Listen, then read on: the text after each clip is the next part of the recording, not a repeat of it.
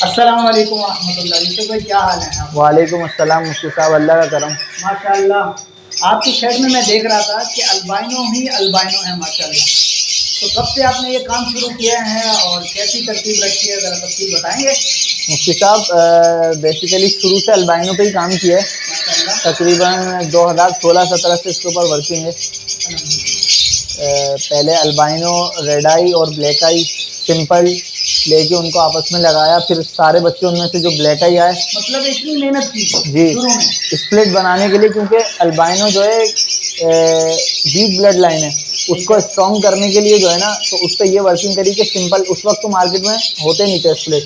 Albino black आई होता था या अल्बाइनो रेड आई होता था। ठीक है। तो फिर अल्बाइनो ब्लैक आई लेके उनको रेड आई से लगाया मोर्टेलिटी इशू को रोकने के लिए और ब्लड लाइन मजबूत करने के लिए। फिर वो जब उनसे लगाया, उनके सारे बच्चे आए ब्लैक आई, क्योंकि वो स्प्लिट तो थे नहीं, सिंपल थे। फिर उनको मज़ीद रोक कर आगे हमने रेड आई से लगाया, फिर अपने घर के स्प्लिट बनाए। इस तरह से हमने अपने ब्लैक आई बेचे ही नहीं घर के, तकरीबन 2018-19 तक। सही है। उसके बाद फिर हमने इसके ऊपर जोड़े बना के फिर हमने बाद में इसको मार्केट के अंदर सेल करे, जब वहाँ पर अच्छे खासे अपने स्प्लिट तैयार हो गए। क्योंकि मार्केट के अंदर आपको पता है, स्प्लिट किसी से लेने जाएं तो एक वो ये डाउट रहता है कि यार स्प्लिट है नहीं है, बंदा धोखा दे रहा है क्या। तो हमने खुद इसके ऊपर पहले वर्किंग करी ब्लड लाइन पे। अब अल्हम्दुलिल्लाह है कि ब्लड लाइन भी मजबूत हो गई है। आज रेड टू रेड भी अगर मेरे पास लगे हुए हैं तो उनमें मोर्टेलिटी इशू नहीं आती है। माशाल्लाह। तो इसके इस पूरे प्रोसेस में आपको कितने साल लग गए होंगे? तकरीबन मतलब ब्लैक टू रेड लगाया, फिर उसमें से ब्लैक बच्चे भी आए, रेड बच्चे भी आए, फिर ब्लैक टू ब्लैक लगाया, उसमें से रेड आए, फिर रेड आए। ये तो 3-4 साल का प्रोसेस है। तकरीबन 4 साल का तो था ये प्रोसेस, 4-4.5 साल का, जिसके अंदर उस वक्त तक तोते बेचे नहीं थे ब्लैक आई। रेड आई जो आते थे या जैसे और भी दूसरे पेयर थे, तो रेड आई को हम बेच दिया करते थे, पर जो ब्लैक आई जो थे ना, हम सारे रोके हमने 2019 में। मतलब इस वक्त जो लोग अपने शेड से निकालना चाहते हैं कि ब्लैक आई दफा, हाँ तो उस वक्त आप ब्लैक आई जमा कर रहे थे? हाँ, वाह। असल में ब्लड लाइन के ऊपर वर्किंग करनी थी ताकि मोर्टेलिटी इशू ना आए, सही है। और अपनी क्वालिटी और साइज वगैरह पे भी वर्किंग करी। तो ये है। अब आप हमें बताएं कि इस वक्त की सूरत हाल भी चल रही है। इस वक्त जो अल्बाइनो जो है ना, हर कोई कहता है कि अब मेरे शहर से निकल जाए। और माशाल्लाह मैं ये देख रहा हूँ पूरी एवरी के अंदर ये बॉक्स लगे हुए हैं, लेकिन खाली मैं आप कैमरे में दिखा दूँ, वरना वो कहेंगे कि आप भी ब्रीड ले रहे हैं, खाली है। ठीक है ना जी?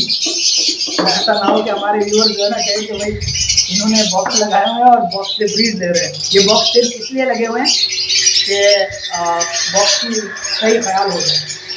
तो अब इस वक्त आप मार्केट की सूरत हाल क्या देख रहे हैं, क्या करना चाहिए? अब न्यू फैंसियर अगर आना चाहता है तो वो क्या करे, उसके बारे में आपकी क्या राय है?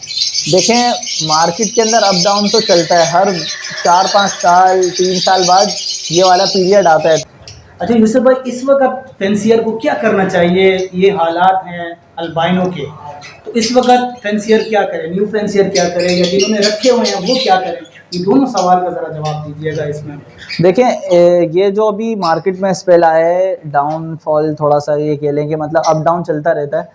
तो ये तो हर 2 साल 3 साल बाद या 4 साल बाद आता ही है अप डाउन। इसमें बंदा जो सरवाइव कर जाता है, होल्ड कर लेता है, सिचुएशन को देख लेता है। क्योंकि जो पुराने बंदे हैं उनको पता है कि मार्केट में ये सब एक मार्केट का एक ये प्रोसेस है। सही है। तो मार्केट को बाद में ऊपर तो जाना ही जाना है। अभी नहीं जा रही, साल बाद 1.5 साल बाद मार्केट ने ऊपर जाना है। और अल्बाइनो ऐसा बर्ड है कि अल्बाइनो जो है ख़त्म नहीं होगा, क्योंकि अल्बाइनो पाकिस्तानियों का फेवरेट बर्ड है।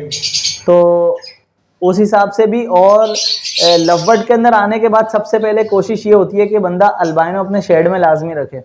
तो अल्बाइनो एक तरीके से देखें कि ये एक बेसिक बर्ड है अपने पाकिस्तानियों के लिहाज से। वैसे तो और भी वैरायटी हैं लव बर्ड के अंदर, पर यहाँ पे पाकिस्तान में बहुत पसंद किया जाता है। अब अल्बाइनो में क्या वर्किंग आप कर सकते हैं इस वक्त? मतलब है कि बर्ड सस्ते हैं, अगर कोई अच्छा ब्रीडर है जिसके पास हमें मतलब है कि अच्छे स्प्लिट मिल रहे हैं, तो हमें क्या वर्किंग करनी चाहिए? देखें, अल्बाइनो के लिए, नए फैंसियर के लिए बहुत अच्छी अपॉर्चुनिटी है। मिसाल के तौर पे अगर हम आज से 1 साल पहले जाएं, जब यही पेयर अल्बाइनो ब्लैक आई स्प्लिट इनो का 13,000 12,000 ऐसे मिलता था, और अल्बाइनो का एक दाना तकरीबन 13-14 हज़ार का मिलता था, तब लोग बोलते थे कि यार कहीं से हमें कंफर्म स्प्लिट मिल जाए कि तो हम एक अल्बाइनो रेड आई निकाल लें। तो न्यू फैंसियर के लिए ये है कि वही बर्ड आज जो है तकरीबन 2000-3000 रुपये का उसको पेयर मिल रहा है कंफर्म स्प्लिट का। हाँ, कंफर्म स्प्लिट का। तो उसके लिए न्यू फैंसियर के लिए ये है कि अभी वो जमा कर सकता है उसको जितने लेने हैं, क्योंकि जो चीज़ 12-13 हज़ार रुपये का पेयर था वो अब इतना सस्ता मिल रहा है। सही है। तो उसके लिए तो मतलब अपॉर्चुनिटी है, है, मुश्किल नहीं है। मुश्किल नहीं है, ठीक है। अब वो कर सकता है। तो ये है कि जब तक उसके शेड ग्रो होगा और ये ब्रीडिंग चलेगी, नए फैंसियर की बता रहा हूँ। हाँ, उससे रेड बच्चे आएंगे। हाँ, वो भी हैं। और दूसरा कि जब तक वो शेड उसका एक स्टेबल हो जाएगा, क्योंकि अगर जैसे वही पट्ठे लेता है रखता है, साल बाद 1.5 साल बाद इंशाल्लाह मार्केट भी अपने अच्छे स्पेल में आ जाएगी। सही है, फिर उसको फायदा होगा। उस वक्त न्यू फैंसियर जो अभी आज परचेजिंग कर लेगा, अभी से अगर वर्किंग शुरू करेगा तो फिर आगे जाके जब रेट अच्छे होंगे तो उसे अच्छे मिलेगा। और बाकी वर्किंग में जैसे आपने बताया अभी कि आपने कम से कम जो है वो 3 साल वर्किंग की, फिर अब रेड और रेड की पेयरिंग आप करने के काबिल हुए, क्योंकि पहले आपने ब्लैक टू ब्लैक और ब्लैक और रेड लगाया, उसमें से ब्लैक बच्चे आए, ब्लैक आपने रोके, रेड आपने बेचे, फिर उसके बाद जो है ना आपने उस ब्लैक टू ब्लैक को लगाया, उसमें से रेड आए, अब वो रेड आई, आप रेड टू रेड की आप जो पेयरिंग की आप उसमें मोर्टेलिटी भी नहीं है और उसमें वो इशू भी नहीं आ रहे और बेहतरीन ब्रीड कर रहा है। तो अब वो सारी वर्किंग बंदा अभी से शुरू कर ले तो उस वक्त जब ये वर्किंग पूरी होगी तो रेट भी अच्छे हो जाएंगे। ये कहने का मतलब अभी तो ये भी अपॉर्चुनिटी है ना, नए न्यू फैंसियर के पास उसको वर्किंग वाले बर्ड भी मिल जाएंगे। सही है। पहले तो ये था कि पहले इतनी वो थी कि मिलता ही नहीं था बर्ड। कंफर्म जो है ना स्प्लिट ब्लैक के ब्रीडर पेयर मिल जाएंगे। हाँ, ब्रीडर भी मिल जाएंगे। तो ये है न्यू फैंसियर के लिए तो इस वक्त अपॉर्चुनिटी है। सही है, उसको बहुत अच्छा मौका है इस चीज़ में आने के लिए। सही है ना, 8 पेयर 10 पेयर ऐसे करके वो लगाए, उस पर एक ज़्यादा उसकी इन्वेस्टमेंट भी नहीं लगेगी, उसका एक तजर्बा भी आता रहेगा और उसको अच्छे प्राइस के अंदर इस टाइम पे मिलेंगे भी। ज़्यादा ना लगाए न्यू फैंसियर, कम लगाए, पर उसको अच्छी चीज़ मिल जाएगी इस टाइम पे, काम को सीखे भी। हाँ, और अच्छी चीज़ भी मिल जाएगी।